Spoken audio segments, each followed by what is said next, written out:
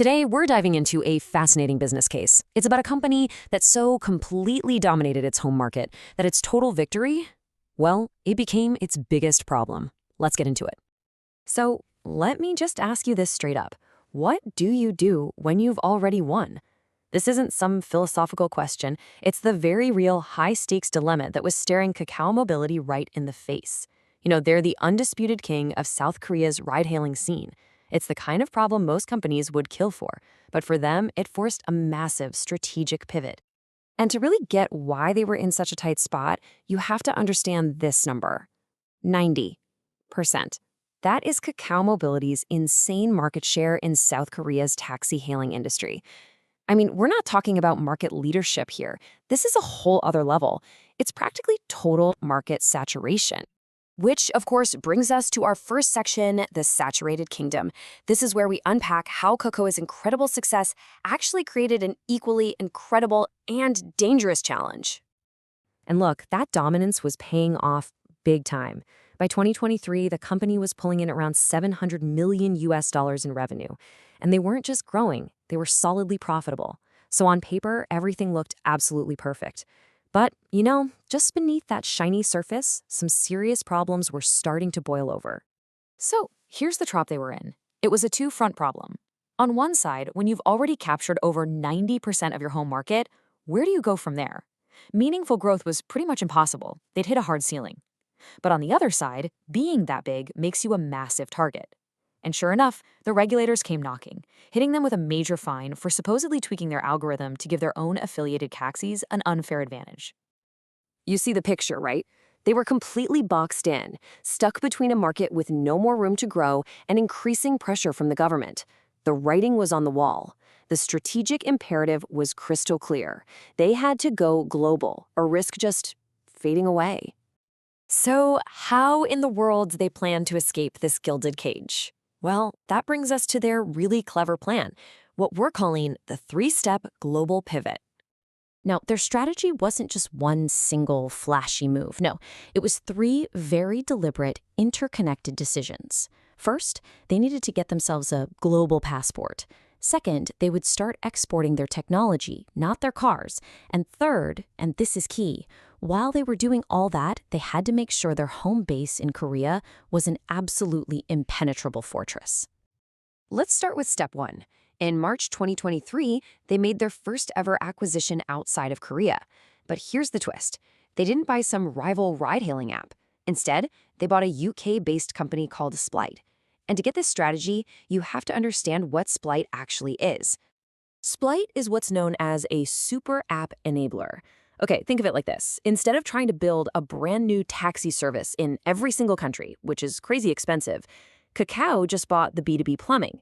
Splyt is the technology that connects all the existing services, like Uber, Grab, and a ton of others, all together.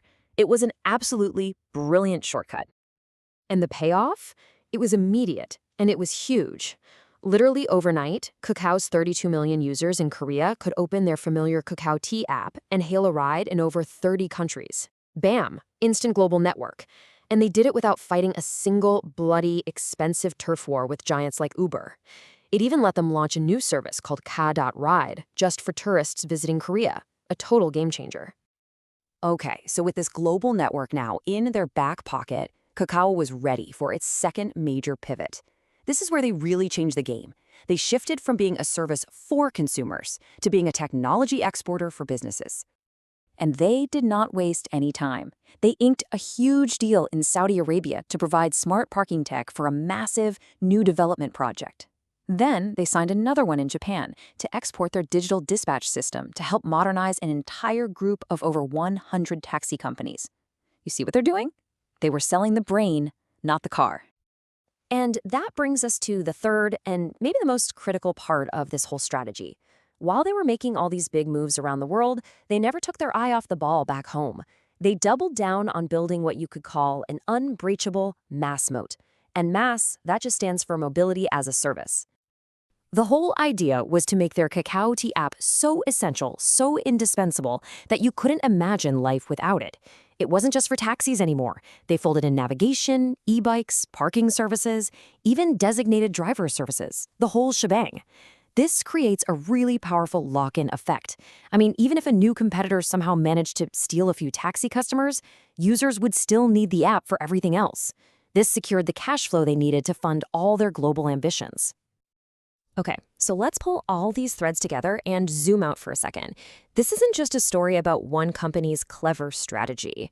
It really makes you wonder, is this a whole new playbook for how a dominant regional company can take on the world?